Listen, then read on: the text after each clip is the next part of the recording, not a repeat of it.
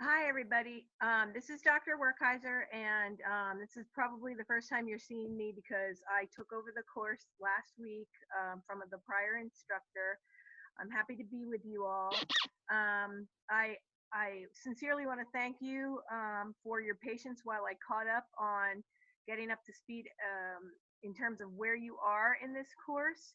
Um, so let's take a look at what we've got going on for week 3. We'll briefly take a look at week 4. And if you have any questions and you're not able to join the Zoom, please feel free to email me. And I usually get back to you um, within a day, most likely less, sometimes right away. So let me do that. And I'm going to do a screen share so you can see where I'm at here on my screen. Um,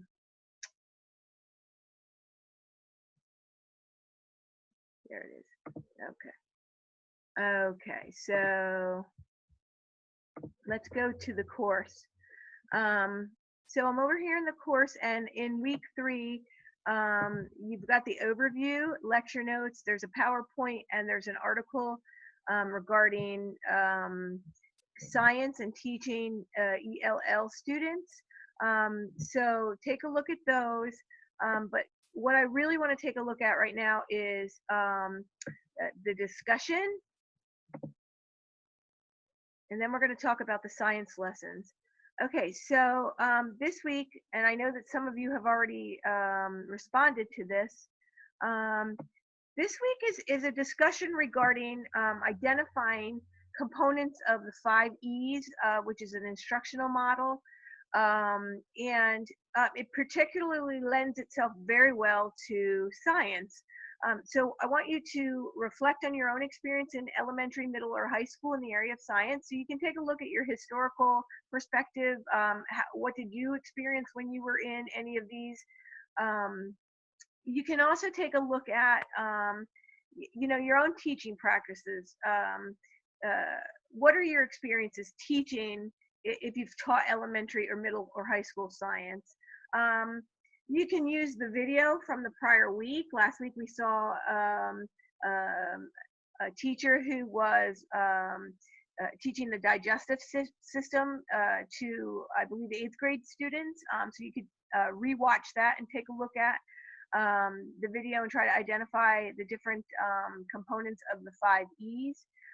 Or some of you have observed colleagues who teach science, and you're identifying it within their lessons the 5 E's. So in this post, what you're doing is describing what was done during at least one of the components of the teacher's work. And to kind of help you out with this, I have a presentation that I'd like to show to talk about. Yeah, let me get to the beginning of this.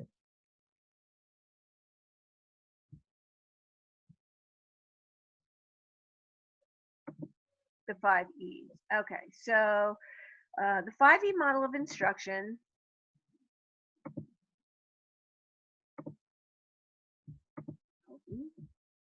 We'll go right now. Okay, here we go. Okay, so as a result of this week's activities, you should be able to understand what each E stands for, and to begin to be able to give a working definition of each of the 5 components.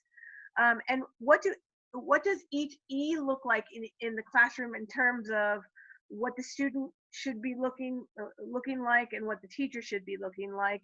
And then also, because it's very heavily tied to an inquiry based model, understand what constructivism is in terms of approach to learning. So what is the 5E model anyway? So it describes a teaching sequence that can be used for entire programs. It could be whittled down to specific units or even individual lessons. Usually it supports a constructivist learning cycle, and it helps students build on their own understanding from experiences and new ideas. So this could be past experiences, experiences that you provide in the classroom, and then they form their own ideas and reevaluate what their prior knowledge.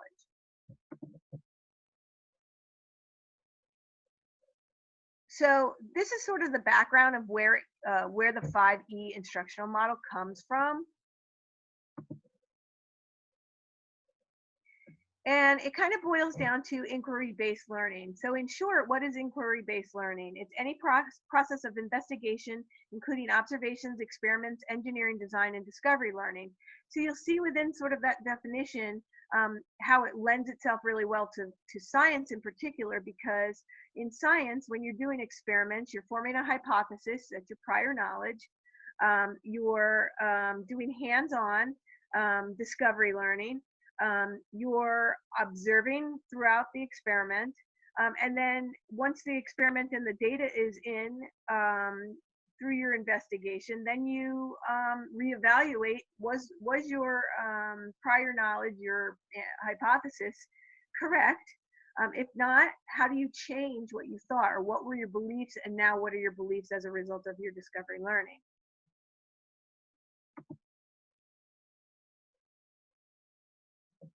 Okay, so why is this model of instruction important? Well, it provides an order to the lesson. Order is critical. It's how people learn, and in order for people to learn, they must be motivated, actively involved, which is a key component to this, and have opportunities to apply new knowledge. Okay, so here are the 5 E's: engage, explore, explain, elaborate, evaluate. In engagement, here's a short kind of description of what engagement should look like in terms of the teacher and the students. Your classroom you should be presenting an introductory activity that sort of stimulates the knowledge and their curiosity, and activates students' prior knowledge about the topic. It's important for a teacher to know what the kids' prior knowledge is, because that's going to sort of direct the rest of the lesson. What else do they need to learn? What new information do they need to learn? And here are some ways that you could do that through different activities. This should really be an anticipatory set, motivating students to discover more. So the exploration, this is when students are given the opportunity to actively experience the concept, processes, or skills. So when you're performing your experimentation, you could be making models, solving problems, investigating, experimenting, making observations, and collecting data. You can see again how that really lends itself well to science. Anytime you use media, technology, and hands-on activities to explore, you are also using this component of the learning model.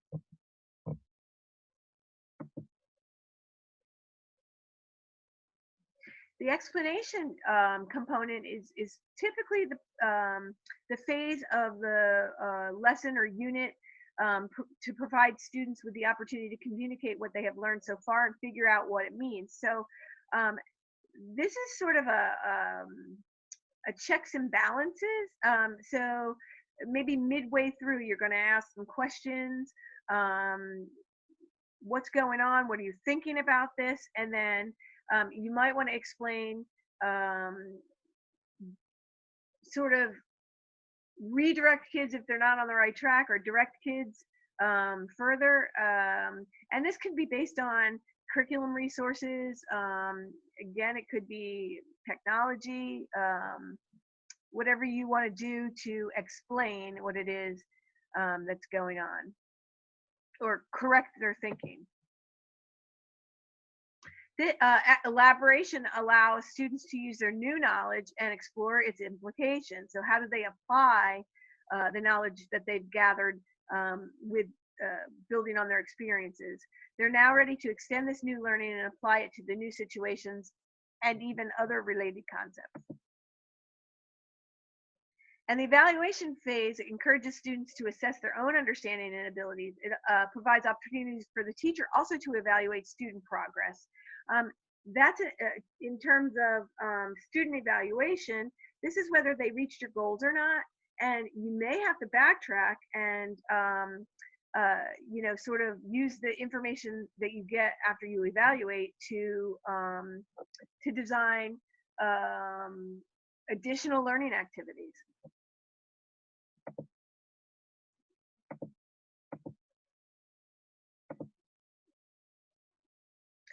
I'm going to post a link to this presentation so that you can watch that brief video. There's a brief video here, and it's just like a 4-minute clip, and it sort of illustrates exactly what the Prezi and the presentation has in it. And I thank you.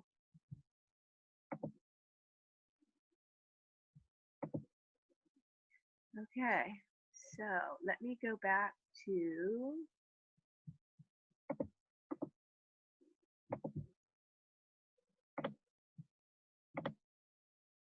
the discussion. Okay, so I hope that helps you out with the 5 E's. The other assignment in week 3 is to design a lesson plan, and you're going to actually apply the 5 E's to a lesson plan. And let me take a look at.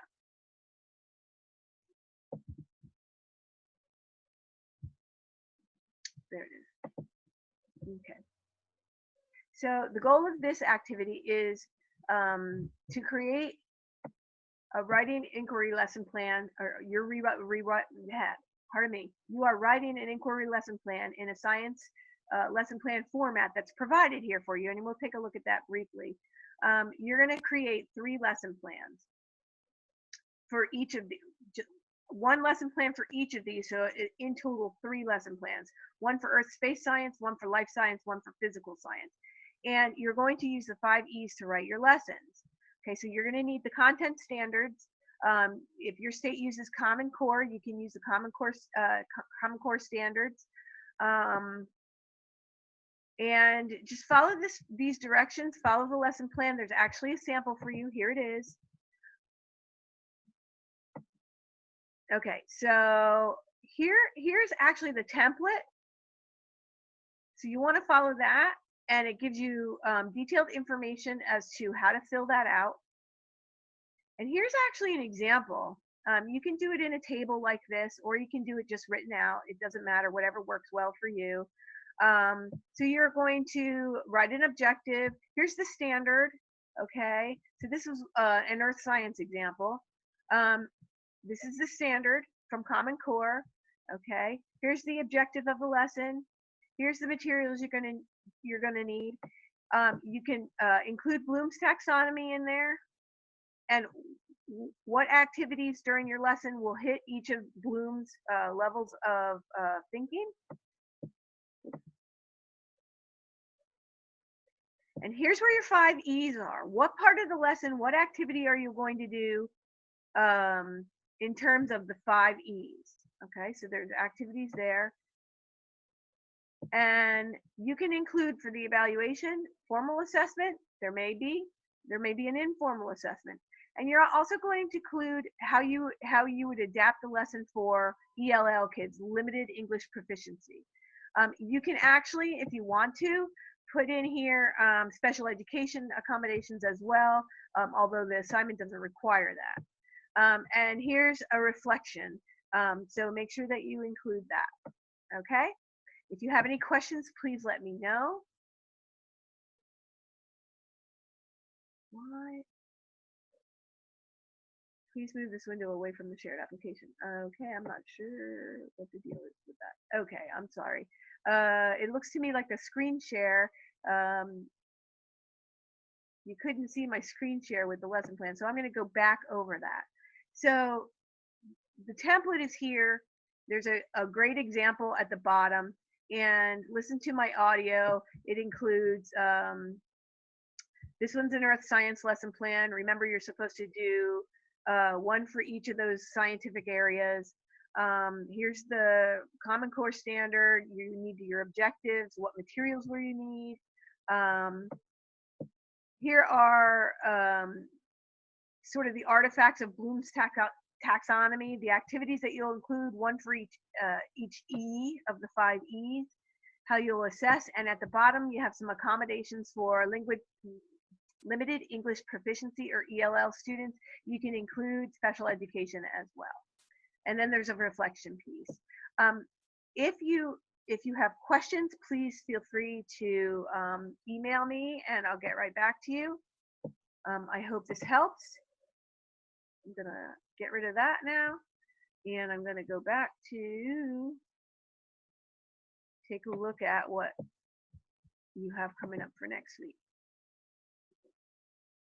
to make sure that you're on the right track. Okay, so for next week, we are taking a look at life sciences. You're designing a science fair project. I'm sure you can find examples of these online and adapt it. The rubric will help you know exactly how you're going to be graded on this.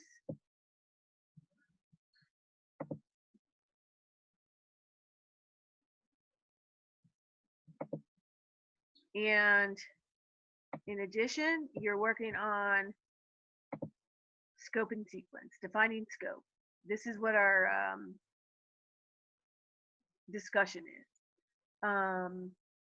Why is it important? Why is scope important? Why is your knowledge of the scope of science curriculum important to you as a teacher? And then provide evidence to support your reasoning. And if at any time you have an issue, a problem, you have a question, please let me know. Email me right away and I'll get back to you. And I thank you, everybody. Have a great week.